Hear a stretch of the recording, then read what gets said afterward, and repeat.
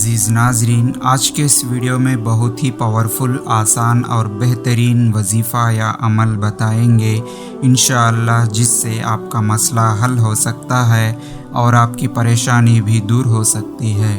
جس کے لیے آپ اس ویڈیو کو آخر تک پورا دیکھنا ہوگا، کیونکہ وظیفہ یا عمل کرنے میں کوئی دقت یا پریشانی نہ آئے۔ عزیز ناظرین، آج کے اس ویڈیو کی خاصیت یہ ہے کہ اگر کوئی شخص اپنے نیک ارادے مکمل ہونا چاہتے ہو تو خاص طور پر ان کے لیے بہت ہی پاورفل، آسان اور چھوٹا سا یہ وظیفہ کو کثرت کے ساتھ کریں، انشاءاللہ اللہ کی رحم و کرم سے آپ کو کامیابی ضرور ملے گی۔ عمل یا وظیفہ کرنے کا طریقہ یہ ہے کہ سب سے پہلے 11 مرتبہ درود ابراہیمی پڑھنا ہے، پھر یا باسط 10 مرتبہ پڑھنا ہے، اس کے بعد 11 مرتبہ درود ابراہیمی پڑھنا ہے، یعنی کہ اول اور آخر میں 11 مرتبہ درود ابراہیمی پڑھنا ہے، پھر یا باسط 10 مرتبہ پڑھنا ہے، اور اللہ کی ذات پر بھروسہ رکھ کر اس وظیفہ کو کثرت اور پابندی کے ساتھ ہر دن فجر نماز کے بعد کریں،